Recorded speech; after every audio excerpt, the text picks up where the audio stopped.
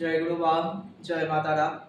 প্রত্যেক দিনের ন্যায় ঠিক আমি তোমাদের মধ্যে চলে এলাম। আমি শুভঙ্কর শাস্ত্রী। আজ যে বিষয়ে আমার আলোচনা, অনেকেই তোমরা জানিয়েছো যে গুরুজি তর্পণ, আমরা তর্পণ কি সবাই করতে পারি বা মেয়েরা কি তর্পণ করতে পারে বা তর্পণ কিভাবে করব আমরা, সেই বিষয়ে আজকে আমার এপিসোড। যারা এখনো চ্যানেলটি লাইক কমেন্ট সাবস্ক্রাইব করোনি, অবশ্যই জলদি লাইক কমেন্ট সাবস্ক্রাইব করতে ভুলো না। আর কি সেই আজকে অনুষ্ঠানে তর্পণ নিয়ে আলোচনা করব। যে সামনে আমাদের চলছে এখন ইতিমধ্যে পিতৃপক্ষ, মহালয়া, অর্থাৎ মহালয়ার থেকে আমাদের দেবীপক্ষ পড়ে যায়। এই পিতৃপক্ষ শেষ এবং দেবীপক্ষের সূচনা এই দিন আমাদের পূর্বপুরুষের উদ্দেশ্যে তর্পণ করে থাকি। পূর্বপুরুষের মঙ্গলের জন্য পূর্বপুরুষ এই সময় এই কটা দিন আমাদের কিন্তু এই মহালয়ার আগে অর্থাৎ দেবীপক্ষের আগে আমাদের এই পিতৃপক্ষ 15টা দিন কিন্তু সমস্ত আমাদের পূর্বপুরুষরা কিন্তু তাদের জল পাবার আশায় এবং মর্তে কিন্তু তারা নেমে আসে এবং তার কাছের মানুষ, তার প্রিয়জনের মানুষের কাছে কিন্তু খুব কাছাকাছি তাদের যোগসূত্র থাকে এই প্রেত পক্ষর মধ্যে। এই প্রেতপক্ষ বা পিতৃপক্ষ যেটাকে আমরা বলে থাকছি, এই সময় আমাদের যেমন মহালয়া দিন তর্পণ করা হয়ে থাকে, ঠিক কালী পুজোর দিনও আমাদের জমদীপ দান, আমরা সেই ক্ষেত্রেও আমরা সেখানেও কিন্তু 14 ভূতের নামে 14 ভূত কারা কারা আমি পরের এপিসোডে আসবো, কালী পুজোর আগে সেগুলো নিয়ে তো আসবোই। তা যাই হোক, প্রথমত আগে একটু মন দিয়ে শুনে নাও। যারা তর্পণ করতে চাইছো তারা, যারা ছেলেদের ক্ষেত্রে বলবো, যাদের মা বেঁচে আছে বা মাতা জীবিত আছে, বাবা কত হয়েছে, তারা তর্পণ করতে পারবে। সেই সব ছেলেরা তর্পণ করা যেতে পারে। যাদের মা বাবা মারা গেছে, মা জীবিত আছে, তারা তর্পণ করতে পারে।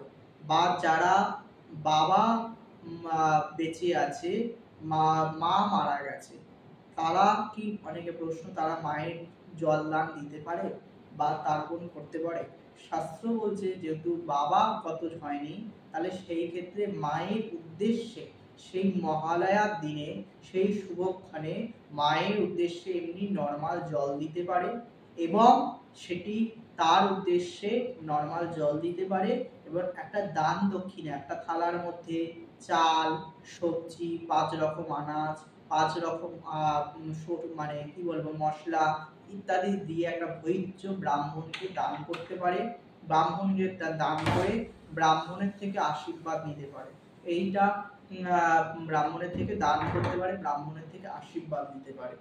আর যারা এবার মনে করছে, মেয়েদের ক্ষেত্রে আসবো, যা এসব মেয়েরা তর্পণ করতে চাইছো বা মেয়েদের ক্ষেত্রে যে তর্পণ করতে চাইছো, ঠিক তাদের পক্ষেও একই ব্যাপার।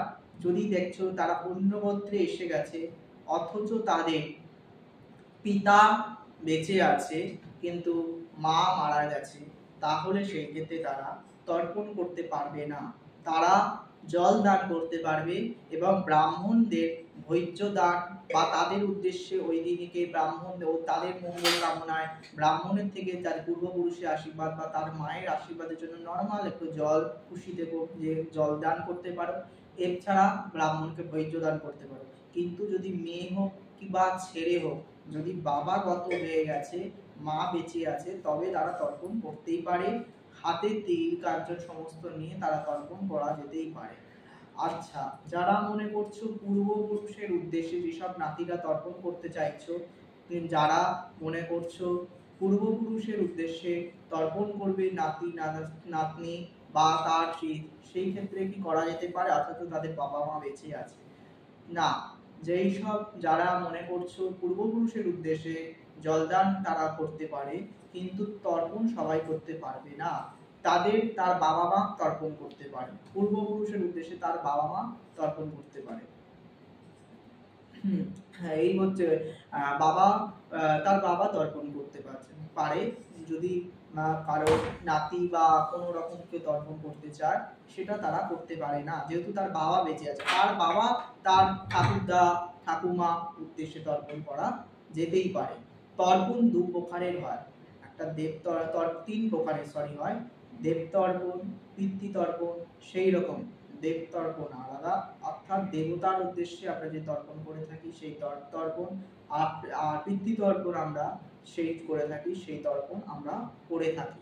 এই তর্পণ যেটা আমাদের প্রেতপক্ষ বা এই সময় যেটা করা হচ্ছে সেই তর্পণ করতে, তাই সবাই এখানে করতে পারা যাবে না। তিল, মেয়েরা আবার প্রশ্ন, মেয়েরা কি তিল ছুঁতে পারে?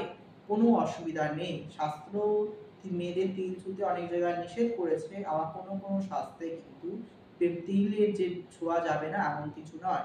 আমাদের তন্ত্রের পূজায় তিল থেকে শুরু করে ছেলে বা মেয়ের সেরকম আলাদাভাবে ভঙ্গিমায় কোনো করা হয়নি, তাই তিল সবাই ছুঁতে পারবে। আর বিষয় হচ্ছে মেয়েরা তিল ছুঁলেও কোনো অসুবিধা নেই, কিন্তু তার বাবা যদি গত হয় মারা যায় তবে সে তর্পণ করতে পারবে। ছেলেদের ক্ষেত্রে তাই বাবা যদি মারা যায় তবে তারা তর্পণ করতে পারবে নিঃসন্দেহে। আশা করি কারোর বুঝতে অসুবিধা হয়নি।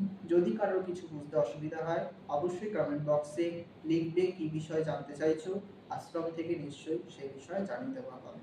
জয় মা তারা, প্রত্যেকেই ভালো থাকো, সুস্থ থাকো। জয় মা, জয় মা।